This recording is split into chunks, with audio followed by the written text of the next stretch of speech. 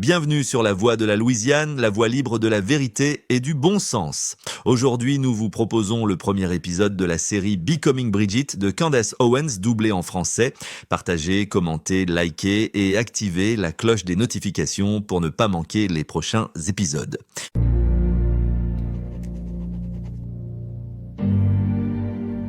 Dans le premier épisode de cette série, beaucoup de gens se demandaient pourquoi le peuple français laissait faire cela. Comment ont-ils pu permettre que toutes ces choses se produisent?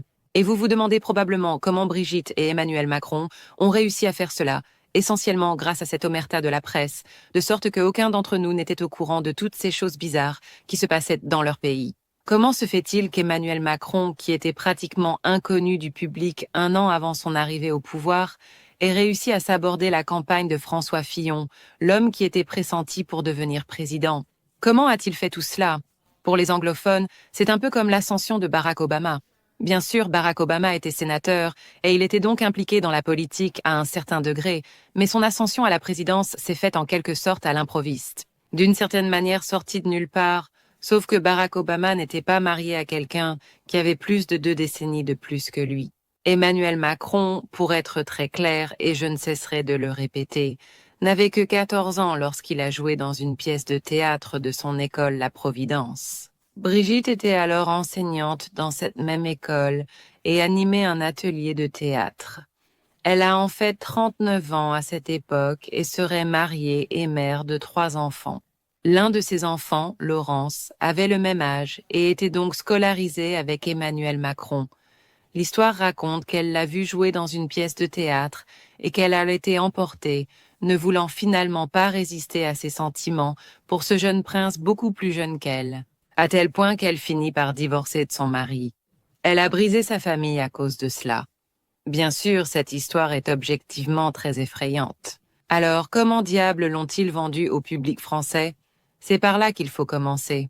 La réponse, bien sûr, comme toujours, passe par une campagne de propagande très intense, remplie de mensonges et de graves déformations intentionnelles.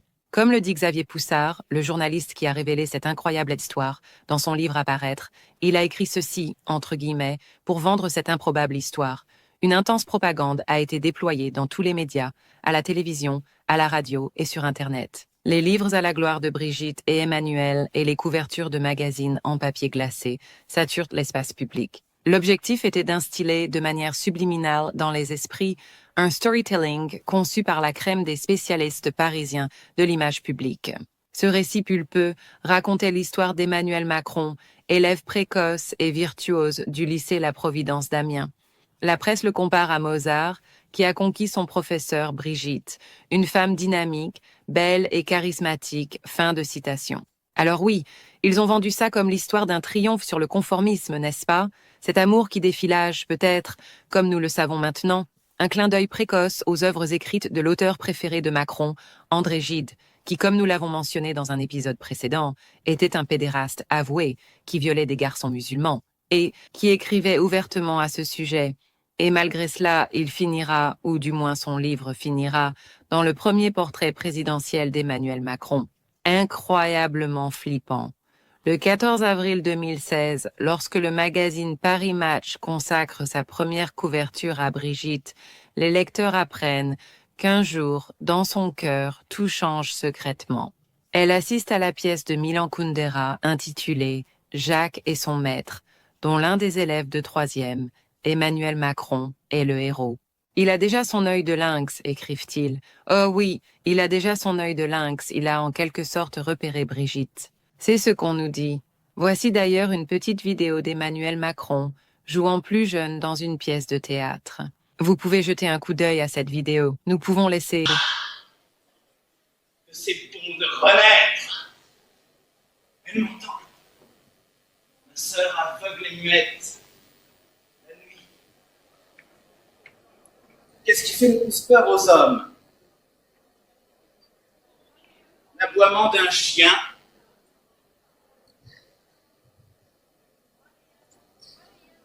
l'ombre d'un homme,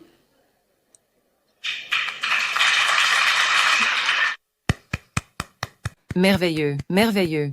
Irrésistible pour une femme de presque 40 ans qui l'a fait entrer dans son atelier de théâtre à la rentrée suivante. Nous devrions nous arrêter ici pour réfléchir au fait qu'il est terrifiant que les médias, en tant qu'entité, aient le pouvoir de romancer des actes purement maléfiques et ensuite de manipuler et d'intimider ceux qui reconnaissent que c'est le cas. Ceux d'entre nous qui disent « Non, il y a quelque chose qui ne va pas du tout avec cette image ». Quoi qu'il en soit, pas moins de 60 couvertures de journaux ont été consacrées à Brigitte en l'espace de 26 mois. Paris Match, à lui seul, a consacré jusqu'à présent 13 couvertures à Brigitte. J'appellerais cela une stratégie psychologique de sursaturation. Si vous donnez au public tant d'informations, qu'elles soient vraies ou fausses, il devient immédiatement invraisemblable pour l'individu moyen qu'il puisse y avoir quelque chose de caché. Parce qu'on se dit qu'il y a tellement d'informations que ça devient l'effet spectateur des médias. Si tant de gens couvrent l'histoire, alors l'histoire doit être couverte. Elle est déjà couverte. Il ne nous reste plus rien à apprendre. Je vais maintenant vous raconter la légende officielle qui a été établie sur Brigitte Macron dans ses premiers jours par les médias. Elle est la suivante. Avant tout, ils ont dit au public que la différence d'âge entre eux était qu'il avait 17 ans, ce qui est un mensonge pur et simple, et que Brigitte avait 36 ans à l'époque, également un mensonge pur et simple.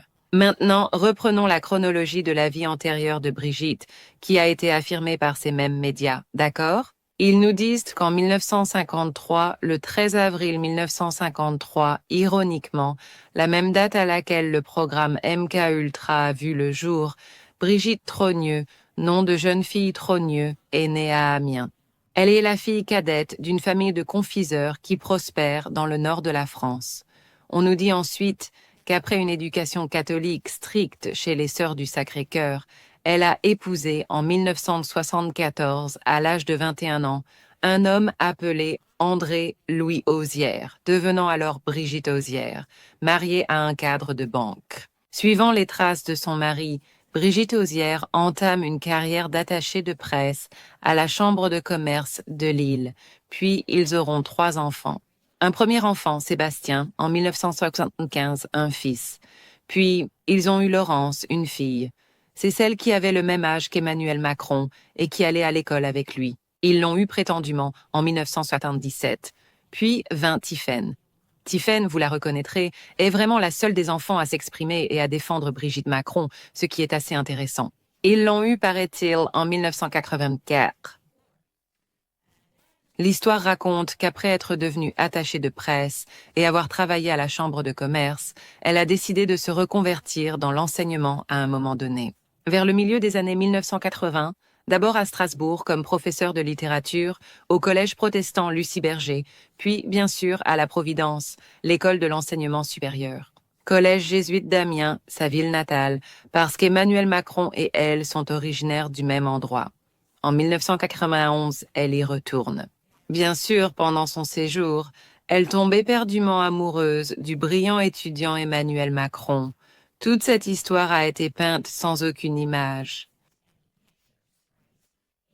En vendant cette histoire, la presse a essayé de faire croire aux lecteurs que Brigitte était irrésistiblement sexy, comme si elle était une pin-up des années 1980, une poupée tout simplement incroyable, du type Claudia Schiffer. C'est l'image qu'ils essayaient de peindre dans leur tête. Elle est plus âgée maintenant, mais si vous l'aviez vue quand Emmanuel Macron l'a vue, elle était comme une pin-up et elle portait des jupes courtes. Ils ont parlé du fait qu'elle portait des jupes et que tous les garçons bavaient sur elle, tous ces garçons qui se trouvaient être en pleine puberté à l'école, fantasmant sur cette enseignante sexy du type Claudia Schiffer. Et bien sûr, le brillant et virtuose Emmanuel Macron et elle ont alors entamé cette liaison clandestine. Des années plus tard, en 2006, reconnaissant qu'elle était éperdument amoureuse d'Emmanuel Macron, elle a pris la décision de briser sa famille en divorçant. Son mari, André Louis le banquier, et en épousant son ancien étudiant, Emmanuel Macron, juste un an plus tard, en 2007. D'accord. Encore une fois, c'est la légende qui a été établie par les médias. Pour contrôler l'image publique de Brigitte, le couple a fait appel à une femme connue sous le nom de Michel Marchand. Elle se fait appeler Mimi. C'est la femme que je vous montre ici à gauche, marchant à côté de Brigitte. Elle est surnommée la papesse de la presse People. La papesse de la presse People. On ne contrarie pas Mimi. J'en parle toute la semaine, les cabinets de relations publiques, les gens qui se croient au sommet. Elle vous démolira s'il le faut. Vous pouvez voir toutes sortes de procès dans lesquels elle a été impliquée. Elle a été accusée d'avoir utilisé des tactiques de chantage et de coercition. Nous y reviendrons dans un instant. Et sa tâche consistait essentiellement à inonder le public de ces photos hyper sélectionnées du couple présidentiel en devenir, à l'allure aérodynamique et fabuleuse, et de vendre l'idée que rien de bizarre ne s'est passé dans le passé.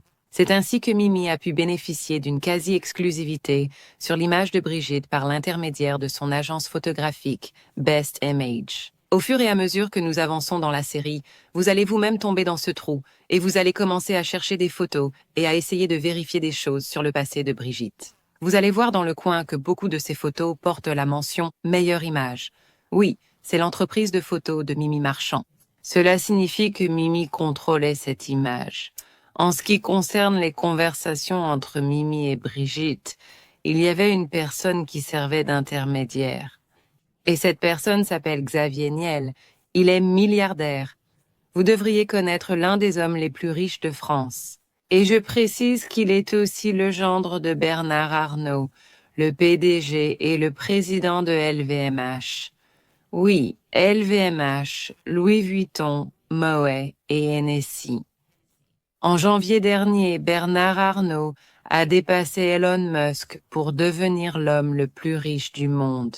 Les enfants de Bernard Arnault, au nombre de 2, ont d'ailleurs été scolarisés par Brigitte. Il faut savoir que 2 de ses enfants ont été scolarisés par Brigitte.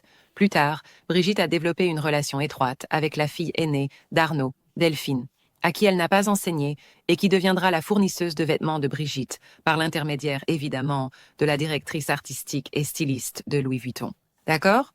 Pour poursuivre, Bernard Arnault a une fille et elle participe au stylisme et à l'habillage de Brigitte Macron, la première dame. Et elle le fait évidemment par l'intermédiaire de Louis Vuitton et fait appel à leur directeur artistique pour être le styliste. Ce directeur artistique s'appelle Nicolas Guesquière.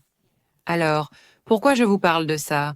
Qui se soucie de ce que porte Brigitte ? Sachez simplement que cet homme est le principal promoteur du transgendérisme et de l'androgynie dans le monde de la mode. Il est énorme, d'accord ? Non seulement il a, et c'est directement selon Out Magazine, délibérément engagé des mannequins transgenres et les a choisis pour ouvrir les défilés de Louis Vuitton, comme lorsqu'il a choisi une personne transgenre de 23 ans pour ouvrir leur défilé 2018, au cours duquel ils ont présenté leur collection printemps-été. Mais Guesquière a également pris sur lui de lancer la carrière d'une tonne de mannequins transgenres dans toute l'industrie de la mode, comme un mannequin de l'Université d'Amsterdam, un mannequin de l'Université de Paris. Teddy Quinlivan, qui a été remercié par Nicolas à profusion, qui à l'âge de 23 ans est devenu un nom connu après avoir été découvert par Nicolas Guesquière. À l'âge de 21 ans, il est découvert. À 23 ans, il le remercie. Et donc c'est juste la personne qui a habillé Brigitte. Je m'éloigne du sujet. Et alors ? Continuons. Le styliste de Brigitte est spécialisé dans le transgendérisme dans le monde de la mode, en tant que directeur de la création coïncidence, pourrait-on dire, n'est-ce pas ? C'est vrai, d'accord. Le but ici est aussi de montrer le type de pouvoir qui entoure Brigitte, parce que lorsque nous considérons comment il pourrait être plausible qu'une histoire aussi importante ait été intentionnellement couverte par les médias grand public, oui, eh bien, il est important de savoir, 13-28, qui sont les acteurs qui l'entourent, et à quel point ces personnes peuvent être puissantes. L'autre point, c'est que Xavier Niel, pour en revenir à lui, c'est le gendre de Bernard Arnault, qui a été l'intermédiaire entre les prétendants au poste de président et Mimi Marchand, notre papesse de la presse. Xavier Niel et Mimi parce qu'ils ont tous les deux un passé un peu trouble, d'accord ? Xavier, dans les années 80, a participé au développement d'un service de chat dédié au cybersexe, qui lui a rapporté beaucoup d'argent.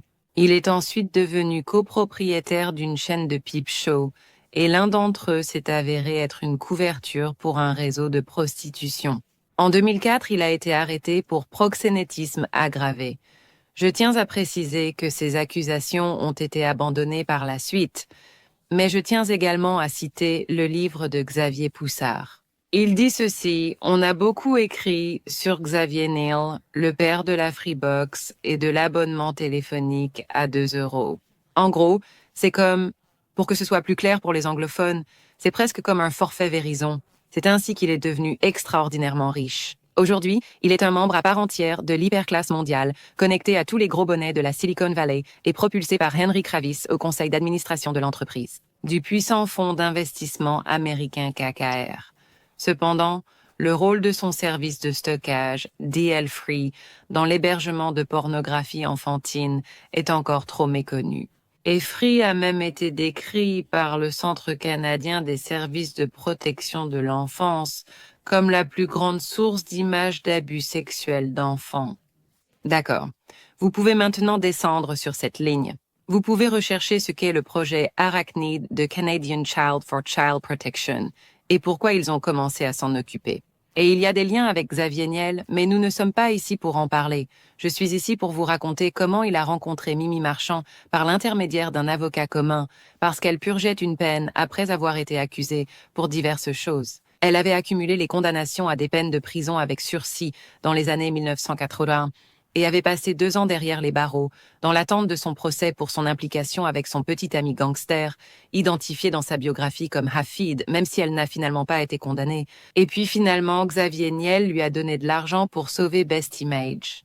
En 1998, elle a été condamnée à 3 ans de prison avec sursis à cause d'un autre ancien petit ami et d'un trafic de drogue. Dans ce contexte, Xavier l'aide financièrement, bien sûr, en 2024, en sauvant à nouveau son agence photo, Best Image. Et en retour, pour qu'il ait sauvé Best Image ou qu'il l'ait aidé, je suis sûre qu'elle s'occupe de ses images et de celles de ses associés dans le public. D'accord? Dans quelle mesure cette femme, Mimi, a-t-elle joué un rôle important dans la création de l'image de Brigitte auprès du public? D'accord? Cette femme qui était connue pour être un peu une gangster dans les coulisses. Comme je l'ai dit, vous pouvez vous renseigner sur elle, Mimi Marchand. En fait, je crois que le New York Times vient de faire un reportage sur elle et sur tout ce qu'elle a fait. Un peu plus d'1 an après l'investiture de Macron à la présidence de la France, Mimi s'est fait photographier dans le bureau présidentiel en train de faire un V pour victoire avec ses mains. Oui, parce qu'ils étaient effectivement victorieux d'avoir trompé le public au sujet de Brigitte. J'imagine que c'est de cela qu'il s'agit. Mais il s'est passé quelque chose de vraiment intéressant. D'accord. Il s'est passé quelque chose de très intéressant. Brigitte et Emmanuel, peu après la prise de cette photo, ont pris la décision de s'éloigner prudemment de Mimi Marchand, la femme qui s'occupe des relations publiques parce qu'elle était impliquée dans un autre scandale. Et vous, les gars, je vous le dis, il semble qu'il y ait beaucoup d'obsis autour de ce couple. C'est bizarre. D'accord. Mimi partage donc une autre amie avec Brigitte. Elles ont un ami commun, un milliardaire qui s'appelle Marc Ladraite de La Charrière. D'accord? Marc est si proche de Brigitte, pour être très clair, si proche de Brigitte Macron. Et il aime se faire photographier avec Brigitte Macron. Tellement proche qu'ils ont décidé d'assister ensemble à la production d'un spectacle, Starmania. Vous vous dites, waouh, pourquoi je me souviens que Candace a parlé de Starmania dans le dernier épisode? Oh, parce que c'est le spectacle auquel elles ont assisté ensemble et qui a été produit par Thomas Joly. Et Brigitte a ensuite choisi Thomas Joly pour faire le spectacle des Jeux Olympiques. Marc Ladraite était donc avec elle. D'accord? Lors de cette première, quand ils se sont dit que c'était le bon gars pour réaliser ces Jeux Olympiques, le spectacle olympique avec des personnes transgenres, des drag queens qui se pavanaient, il se passe alors beaucoup de choses qui heurtent mes sens chrétiens et que je qualifierais de sataniques. En tout cas, vous vous demandez sans doute pourquoi l'ami commun de Mimi et de Brigitte a causé un problème au couple présidentiel et qu'ils se sont dit tout à coup « nous devons nous éloigner de Mimi ». Eh bien Marc, ce type, Marc Ladraite, un autre milliardaire, a un fils très perturbé qui s'appelle Jérémy. Et peu après que Mimi ait pris cette photo dans le bureau présidentiel, il a été révélé que Mimi avait rendu service à son ami Marc en gardant le nom et le visage de Jérémy hors de la presse parce que c'est elle qui dirige la presse. Elle est comme un gangster de la presse, pour ainsi dire. Jérémy, son fils, était l'ancien directeur d'une société de divertissement pour enfants qui a été condamné à 2 reprises, une fois en 2008 et une fois en 2015. Et vous ne devinerez jamais que c'était pour des affaires de pédopornographie. Et puis encore, au-delà de cette période et récemment en 2004 et 2024, la mère de ses enfants a convoqué la police chez eux à Marrakech, par peur, après avoir fouillé dans son ordinateur. Et ils ont de très jeunes enfants. À l'époque, ils avaient 3 ans et 1 an, je crois, après avoir découvert encore plus d'images sur ses ordinateurs. Les enquêteurs ont recueilli 4000 images d'enfants sur son ordinateur, des enfants nus qui se faisaient violer pour cela. Il s'est d'ailleurs fait taper sur les doigts une nouvelle fois. Ce que j'ai pu déterminer en ligne, et encore une fois, évidemment, le français n'est pas ma première langue, c'est qu'il a été condamné à seulement 8 mois pour cela, et que cette peine a été suspendue, ce qui signifie qu'elle n'interviendra que plus tard. C'est la dernière chose que j'ai pu trouver à ce sujet. Je serais heureux de corriger cette information si elle est erronée. Cela fait donc 3 condamnations pour pédopornographie pour Marc, et Mimi a aidé à dissimuler celle de 2015. Et donc, de toute façon, couvrir les traces de Jérémy et cette condamnation était une mauvaise image pour le couple nouvellement présidentiel. Ils ont donc commencé à s'éloigner d'elle. Mais Mimi fait partie de ces gens dont nous parlions hier, ces agents de relations publiques qu'il ne faut pas contrarier. D'accord. Et elle n'a pas aimé ça. Elle n'aimait pas qu'on commence à dire qu'elle était en froid, qu'elle n'était plus autorisée à entrer à l'Élysée. Puis un livre a été publié en octobre 2018, intitulé « Le livre de Mimi ». Et il est devenu encore plus clair qu'elle était persona non grata dans le cercle intime présidentiel. Elle n'est plus invitée aux réunions du jeudi à l'Élysée. Que fait donc un chargé de relations publiques lorsqu'il se sent échaudé? Eh bien, vous savez, il lâche une bombe dans la presse. Et il semble qu'elle ait effectivement lâché une bombe, une explosion dans la presse, à propos de Brigitte Macron dans le magazine Closer. D'accord. Brigitte avait été aperçue à l'entrée de l'hôpital américain de Paris pour y subir une opération de chirurgie esthétique sous anesthésie générale. Et la première dame était furieuse de cette publication. D'accord, elle a condamné publiquement le magazine Closer pour atteinte à sa vie privée. D'accord, c'est compréhensible si vous êtes à l'hôpital en train de travailler. Mais sa réaction semble excessive, surtout pour le journaliste Xavier Poussard.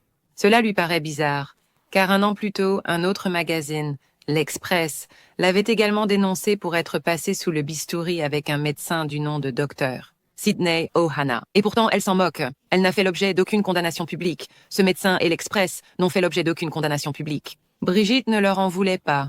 Xavier se demande donc ce qui, dans cette publication et dans Closer, l'a fait paniquer, l'a poussé à aller jusqu'à créer, pour la première fois, un précédent dans lequel la première dame condamne publiquement la presse. Il a donc commencé à parcourir cet article et Closer, en essayant de comprendre ce qui m'avait échappé. Qu'est-ce que j'ai raté? Qu'est-ce qu'il y a là-dedans qui l'a mis en colère? Et il a trouvé. Vous voyez, alors que Closer n'avait pas nommé le chirurgien, ils n'ont pas du tout nommé le chirurgien qui a travaillé sur Brigitte. Ils ont fait ce genre de choses mesquines où ils ont laissé un énorme indice indéniable sur l'identité du chirurgien dans le magazine. Ils ont décrit le chirurgien comme un chirurgien plastique éminent et médiatique qui cite volontiers Victor Hugo, son expression favorite, « La chair de la femme, l'argile idéale ». Or, il n'y avait qu'un seul chirurgien qui avait fait l'objet d'une telle citation dans la presse, 1 an plus tôt, dans Paris Match. Il s'agit du docteur Patrick Bouy. C'est un chirurgien plasticien de l'hôpital américain de Paris qui, dans ce reportage de Paris Match, intitulé « Opération Jeunesse », répondait à une question qu'on lui a posée et il a disait « La chair de la femme, l'argile idéale ». Pourquoi cela a-t-il été une bombe ou plutôt une menace qui a été faite, un coup de feu qui a été tiré, si vous voulez, à Brigitte Macron? Parce qu'en France, Patrick Bouy est surtout connu pour une chose, la chirurgie de féminisation. Il est le roi de la chirurgie de féminisation transgenre pour adoucir les traits du visage. Si vous êtes un homme qui essaie de devenir une femme, il adoucira les traits de votre visage grâce à la chirurgie de féminisation. Et si quelqu'un se demandait encore s'il avait été choisi ou non par Brigitte Macron, il devait attendre 2023 car voici une photo d'eux ensemble. Yep. Des années plus tard, en 2023, Emmanuel Macron décide de décerner au docteur Patrick Bouy la Légion d'honneur, une haute distinction de la République française. Imaginez la médaille of Freedom en Amérique. C'est ce qu'on lui a décerné. Nous allons faire une pause car cela fait beaucoup d'informations à digérer, à décortiquer et à rechercher. Encore une fois, nous n'en sommes qu'à la pointe de l'iceberg en ce qui concerne ce couple, ses relations, son pouvoir et la manière dont il a pu exécuter cette farce aux yeux du public. Ce que nous allons vous montrer dans le prochain épisode, c'est comment l'intrigue commence à s'effondrer. Et nous pouvons évoquer à nouveau cette chronologie, comment cette idée parfaitement élaborée du passé de Brigitte, sans aucune photo, les gens ont commencé à se dire « Attendez un peu, seconde, il y a quelque chose qui ne va pas ici ». Et cela commence avec quelques photos de Brigitte Macron, publiées dans les années où elle était prétendument une poupée de pin-up. Et elle ne ressemblait pas du tout à une pin-up. Et elle ne portait pas de jupe courte, elle portait des costumes amples. Et non, elle n'avait pas l'air de quelqu'un qui ferait tomber les adolescents à la renverse. Elle est là, juste là. La voici à l'époque où elle enseignait. C'est la pin-up sexy Claudia Schiffer-esque. Et les gens ont commencé à se dire « Attendez une seconde, est-ce qu'on nous vend juste un tas de mensonges ?» Et la réponse est bien sûr oui. Très bien, les gars. Alors la lettre, c'est fou. On est vraiment, je ne sais même pas quoi dire ici. Je ne sais pas quoi dire. Alors évidemment, pour ceux qui n'ont pas encore regardé les épisodes précédents, vous devriez le faire. On va ici sur YouTube, on va les mettre tous ensemble pour que vous puissiez voir, comme une série, tout ce qui s'est passé avec Emmanuel Macron et Brigitte Macron. Ils nous ont envoyé une lettre et, essentiellement, dans cette lettre, ils n'ont pas abordé le fond de l'affirmation selon laquelle Brigitte Macron était une femme, mais ils ont commencé à s'attaquer à d'autres choses que nous avions dites et avancé qu'il pourrait s'agir d'une diffamation à cause de cela. Cela pourrait être de la diffamation à cause de cela. Nous leur avons répondu et nous avons dit en gros, écoutez, nous ne sommes pas dans le business du mensonge. Nous croyons, je crois plutôt, Candace croit que Brigitte Macron est née homme biologique. On ne fait pas ça pour rigoler, évidemment. D'accord. Et nous allons vous donner l'occasion de répondre à ces questions. Ces questions, oui ou non, des questions très simples. On a vu dans le premier épisode des questions comme « Est-ce que la première dame Brigitte Macron a donné naissance à 3 enfants? Oui ou non? Est-elle née homme biologique? Qui est la personne sur cette photo? Etc., etc. » Et ils ne nous ont pas répondu du tout. Nous leur avons donné, je pense, 10 jours, plus de 10 jours peut-être, pour répondre avant de lancer le premier volet de notre série. Qui? Nous n'avons pas eu cette chance.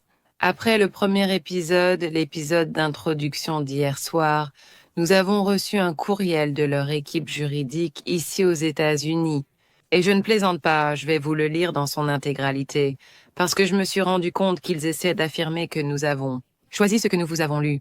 Oui, c'était une lettre de 100 pages. Nous n'avons pas eu 3 heures, et rien de tout cela n'a répondu à notre question de savoir si Brigitte Macron était un homme ou non. On comprend que vous essayez de faire croire que des erreurs de colorisation peuvent relever de la diffamation. Nous connaissons votre jeu. Je vais vous expliquer à quoi ils font référence et ce que nous leur avons répondu dans notre lettre. Vous pouvez donc voir que la lettre commence par nous informer qu'il s'agit d'une information confidentielle, non destinée à la publication ou à la diffusion, comme c'est indiqué dans le coin, ni à l'attribution. Je n'y arrive vraiment pas.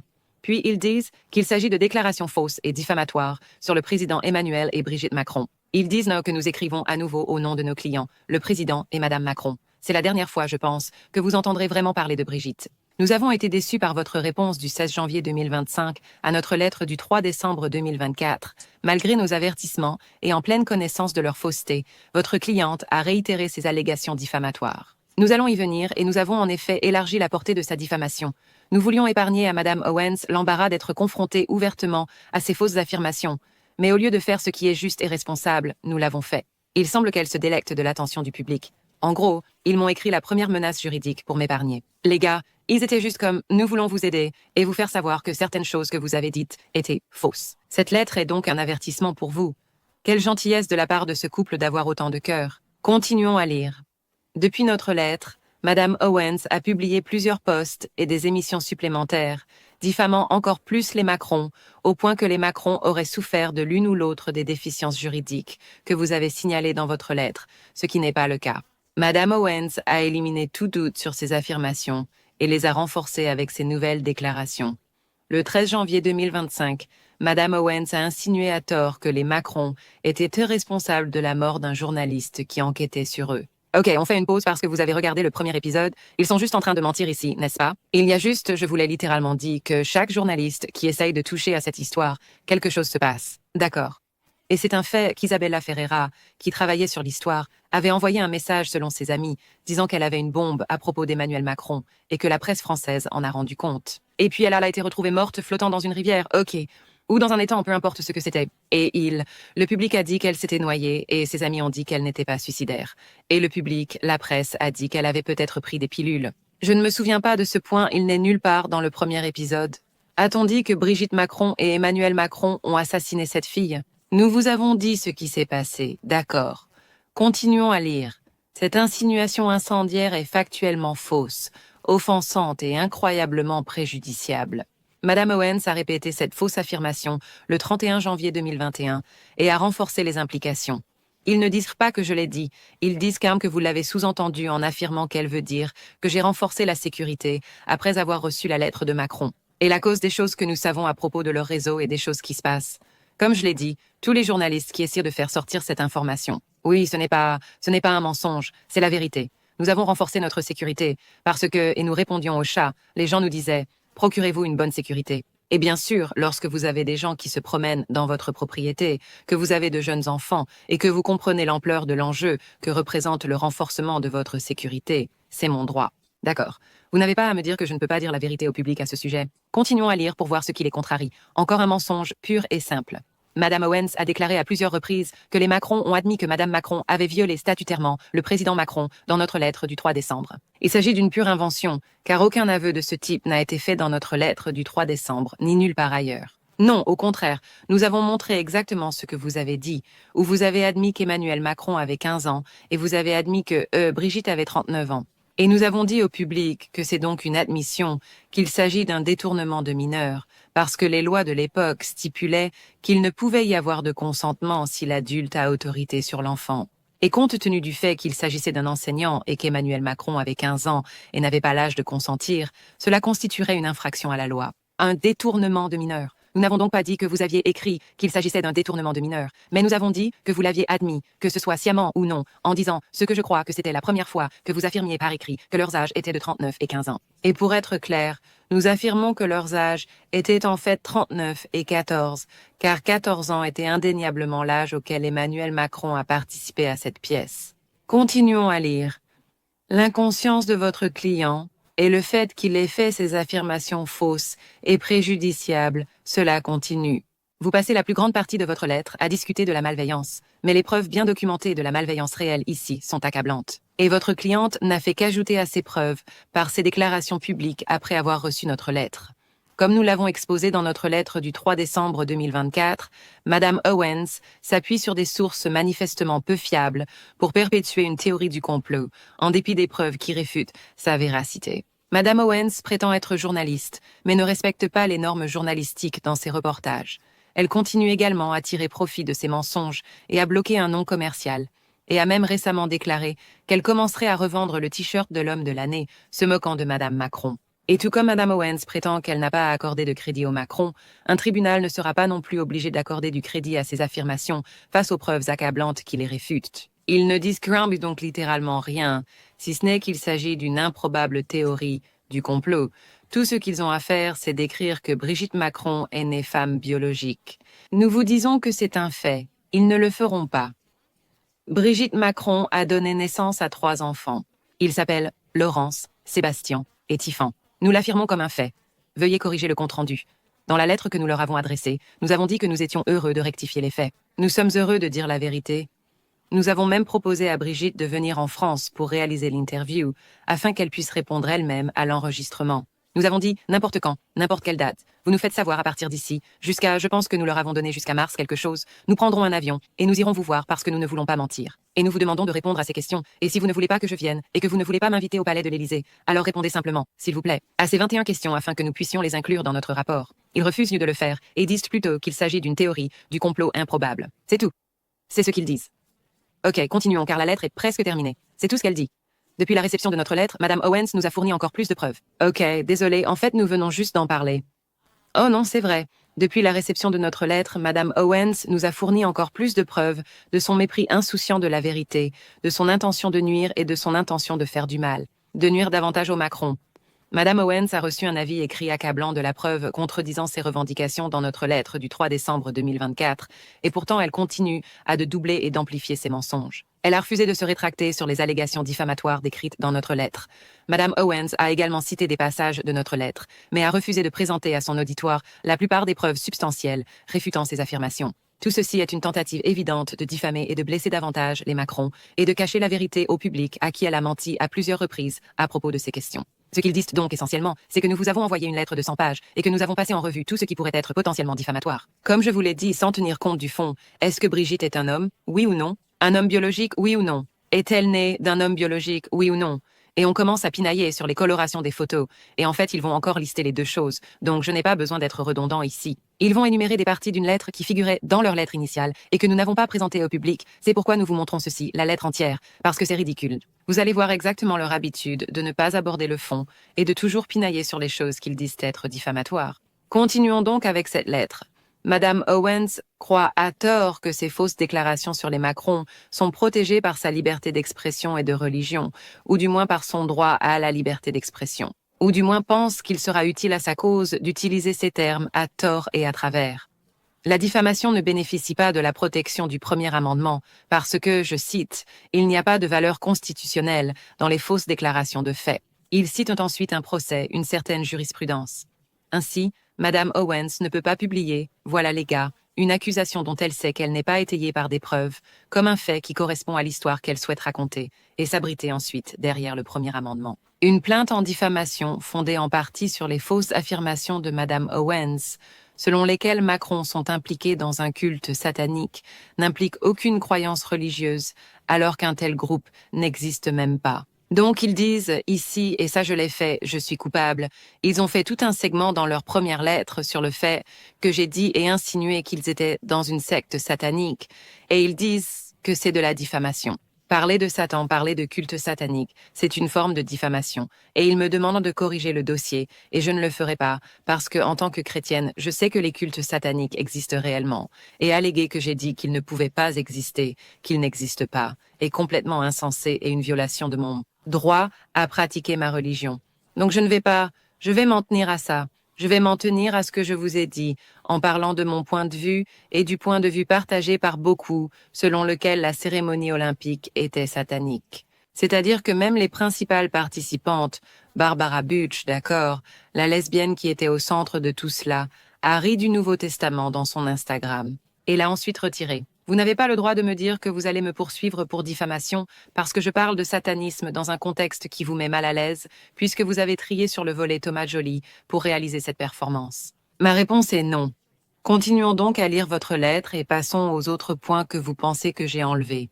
D'accord ? De même, les autres fausses affirmations de Madame Owens ne sont pas fondées sur ses croyances religieuses, simplement parce qu'elle utilise la rhétorique religieuse pour gagner des adeptes. Oui, c'est ce que je fais à chaque messe, chaque dimanche, j'essaie juste de gagner des adeptes.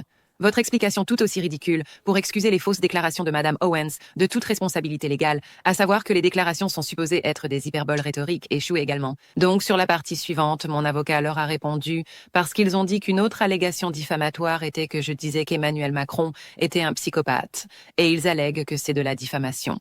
Encore une fois, rien de tout cela ne concerne le fond de l'affirmation selon laquelle Brigitte est un homme, mais nous allons vous donner leur réponse à ce sujet. Premièrement, si Madame Owens croit sincèrement que ce qu'elle dit, ce qu'elle affirme à plusieurs reprises, n'est pas une hyperbole rhétorique, les déclarations qui consistent en une hyperbole rhétorique, d'une épithète vigoureuse ou d'un langage figuré ou hyperbolique, sont protégées parce qu'elles ne peuvent pas être raisonnablement interprétées comme énonçant des faits réels sur une personne. Madame Owens ne peut pas à la fois affirmer qu'elle croit à la véracité de ses affirmations diffamatoires et que ces déclarations sont des exagérations qu'aucune personne raisonnable ne prendrait au sérieux en tant qu'énoncé de prétendus faits. Cet argument absurde de votre lettre ne fait que démontrer une fois de plus que Madame Owens déforme délibérément la vérité pour choquer son public. Un autre aveu de sa malveillance et de son incitation financière à diffamer les Macron. En outre, le contexte de ces déclarations réfute catégoriquement toute notion selon laquelle Madame Owens ne maintenait pas sérieusement une affirmation de faits réels. Au contraire, Madame Owens affirme à plusieurs reprises qu'elle fournit des faits et a récemment fait état d'une multitude de preuves de ces fausses affirmations. Madame Owens l'a dit clairement et a éliminé tout doute sur le fait qu'elle se livrait à une hyperbole rhétorique lorsqu'elle a affirmé, le 10 janvier 2024, qu'elle expose ce qu'elle estime être la vérité. Auparavant, elle a affirmé de manière diffamatoire que le président Macron était un psychopathe, tout en citant des recherches censées étayer son allégation et prétend que les prétendus abus sexuels de Madame Macron sur le président Macron ont fait de lui un psychopathe. En prétendant exposer la vérité étayée par la recherche, aucun auditeur raisonnable ne pourrait croire que Madame Owens s'engageait à une hyperbole rhétorique qui n'est pas destinée à être prise au sérieux. Je vous montre cette lettre dans son intégralité parce qu'il est important que vous compreniez qu'il s'agit de la stratégie exacte qu'ils ont adoptée pour s'en prendre aux journalistes, d'accord? En France, quand on voit tout d'un coup ce que font les grands médias, elle a gagné un procès en diffamation. Il ne s'agit jamais de savoir si Brigitte Macron est un homme ou non. Elle n'a jamais gagné ça. Il s'agit de cette personne qui a identifié la mauvaise personne sur la photo. Elle dit qu'Emmanuel Macron est un psychopathe. Est-ce qu'elle a les références? Peut-elle, en tant que non-docteur en psychiatrie, affirmer qu'il est psychopathe? Je vais aller au tribunal pour le savoir. Et quand ils gagnent et qu'ils sont accusés de harcèlement civil, leurs médias, à qui je viens d'expliquer dans cet épisode comment ils contrôlent les médias, s'empressent d'imprimer qu'elle a gagné un procès en diffamation. Les avez-vous entendus une seule fois dans toute cette lettre affirmer simplement que Brigitte Macron est bien née de sexe féminin? Les avez-vous entendus affirmer que Brigitte Macron n'a pas fait l'actuelle première dame de transition? Non, ce sont de petites revendications mesquines. Et ce n'est que la fin d'une lettre dans laquelle je ne vous cache rien. Continuons. Et oui, c'est vrai. Ces deux éléments figuraient dans leur première lettre, à savoir qu'il était un psychopathe et qu'il s'agissait de culte satanique. Ils ont écrit que votre affirmation selon laquelle les Macron n'ont pas été lésés par les fausses déclarations de votre client est démentie par la deuxième phrase de votre lettre. Lettre du 16 janvier. Selon vous, Candace est une sensation internationale. Oh, merci avocat. Je vous remercie. J'ai un bon avocat. Il est si gentil. Ces fausses affirmations ont atteint un public international. Les vues, les likes, les commentaires, les téléchargements, les partages de ces fausses déclarations sont la preuve irréfutable que les fabrications de Madame Owens sont crues et répétées. Il est évident que la prolifération de ces fausses allégations par Madame Owens a entraîné une atteinte à sa réputation et à son statut au sein de la communauté, l'humiliation personnelle, l'angoisse mentale et la souffrance. Des souffrances telles, mesdames et messieurs, qu'ils ne veulent pas simplement répondre à la question de base que nous posons. Êtes-vous Brigitte Macron? Êtes-vous Brigitte Macron, née femme biologique? Entourée, oui ou non? Arrêtez avec ces lettres, s'il vous plaît. Quoi qu'il en soit, le tout se termine par cette demande plutôt bizarre. Enfin, votre lettre ne reconnaît pas notre demande de mise en attente légale pour votre convenance de la répéter ici, jusqu'à ce que ces problèmes soient résolus. Veuillez vous assurer que vos principes et toutes vos sources préservent et conservent les courriels, les messages textuels et les enregistrements audiovisuels. Oui, idiot, tout est là, sur YouTube. Qu'est-ce que tu crois qu'on cache? Nous avons déjà dit ce que nous pensions. Je l'ai dit 1000 fois. Je crois que Brigitte Macron est née mâle biologiquement et qu'elle s'est transformée en femme. C'est ma conviction. Je ne sais pas combien de fois je peux le dire. Que pensez-vous trouver dans mes messages? Quelle est votre preuve irréfutable? Vous l'as. Tu l'as, mec. Nous le reconnaissons publiquement. Nous conserverons tous nos fichiers YouTube. Nous conservons tous les fichiers vidéo. Nous garderons nos textos, nos logs, nos tweets, nos tweets, pour que vous puissiez montrer que je pensais ce que j'ai dit. Ensuite, vous pouvez expliquer pourquoi vous ne pouvez pas simplement répondre aux questions. Encore une fois, il s'agit d'une tactique d'intimidation. Il est évident qu'ils n'ont répondu à aucune de nos questions pour mettre fin à cette situation, ce qui les disculpe complètement de l'affirmation selon laquelle ils sont si mentalement angoissés. Mais ils ne peuvent pas simplement affirmer la vérité en tournant autour de choses dont personne ne se soucie. Tout le monde s'en fiche. Elle a traité Emmanuel Macron de psychopathe. C'est juste, ça fait mal. Mais ils s'en moquaient, évidemment, quand la presse algérienne le qualifiait de psychopathe homosexuel. Ils n'ont pas été poursuivis. Il s'en prend à Candace. Beaucoup de gens ont affirmé qu'Emmanuel Macron est un psychopathe et n'ont pas été poursuivis, mais il veut qu'on sache qu'il est vraiment sérieux. Qu'il vienne dans le Tennessee. Je pense qu'il faut le faire. Arrêtez de perdre votre temps avec ces lettres. Allez porter plainte, d'accord? Le monde entier veut connaître la réponse à la question. Et je crois que je connais déjà la réponse à la question. Comme je l'ai dit, nous épluchons l'oignon très lentement, en aidant les gens à comprendre qui fait partie de votre cercle, comment nous avons pu obtenir ce résultat. Comment vous avez pu éclairer le monde entier, ce que vous faites en ce moment même, d'accord? Parce que c'est ce que vous faites. Nous allons révéler votre stratégie juridique, qui consiste à ne pas s'attaquer à l'éléphant dans la pièce, alors que vous vous plaignez de ce qui l'entoure. Oh mon Dieu, eh bien, elle a dit psychopathe. Elle a dit, oh, c'est un psychopathe. Comment a-t-elle pu dire ça? Il est tellement blessé, il est angoissé. Tu es pathétique, Emmanuel, d'accord? Tu es absolument pathétique. Cette lettre est pathétique. Alors quand tu me renverras une lettre et que tu me citeras en disant ce qui est pathétique, sache que je m'y tiendrai aussi, c'est ça? Je crois au satanisme. Je ne pense pas que ce soit le fruit de l'imagination de qui que ce soit, d'abord et avant tout. Alors bonne chance avec ça dans un tribunal américain, surtout dans le Sud, où l'on a l'impression que le satanisme n'est pas un problème. Les gens ont encore la foi, vous savez, Et bonne chance pour essayer de prouver que tu n'es pas un psychopathe, alors que des tonnes de gens ont rapporté dans la presse que tu es psychopathe et qu'ils l'ont vu pendant le Covid. Des tonnes de gens ont écrit à ce sujet à propos de votre état mental, et vous ne me ferez jamais, jamais, jamais changer d'avis sur le fait que vous avez été préparé par la personne que vous avez finalement épousée en 2007, Brigitte Macron. Je crois que c'est un homme. Combien de fois encore puis-je le dire? Combien de fois puis-je le dire? Dois-je le dire en français? Dois-je apprendre un peu de français pour le dire autrement? Ça devient ridicule, d'accord? Le public tout entier est maintenant attentif, Emmanuel et Brigitte, et je sais que vous vous couchez tard pour regarder cela à l'Élysée, probablement tous dans une salle. Vous êtes probablement assis à côté de votre prochain agent de relations publiques, maintenant que vous avez coulé Mimi, parce que des choses devenaient évidentes à propos de son histoire. Je sais que vous êtes inquiet, non pas parce que quelqu'un vous traite de psychopathe, mais parce qu'un chef d'État du G7 ne peut pas être aussi insensible, d'accord? Mais vous vous inquiétez de la substance, et nous allons en venir à la substance, et le monde entier va nous regarder faire. Je conclus donc, monsieur et monsieur Macron, en vous remerciant de promouvoir cette série de la seule manière que vous connaissez, en pleurant comme des petits bébés publiquement, et en pensant que je vais garder cela privé ou secret. Je crois en une transparence radicale.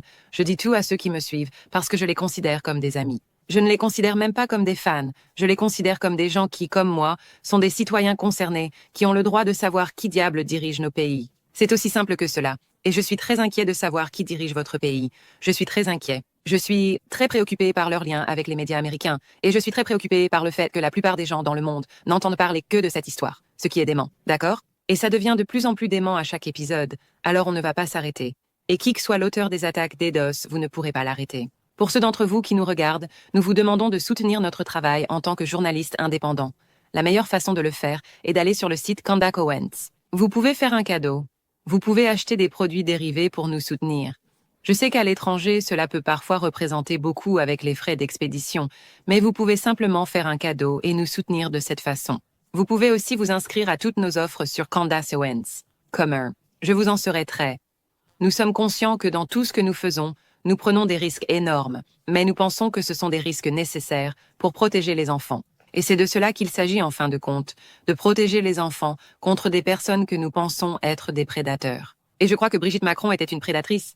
Ne vous y trompez pas, je crois que c'est une prédatrice. Je crois qu'elle manipule la presse et les salles d'audience. C'est un prédateur. Manipuler les journalistes, essayer d'étouffer la parole, tout cela est prédateur. Voilà notre conclusion, les gars. Merci beaucoup d'avoir écouté le premier épisode.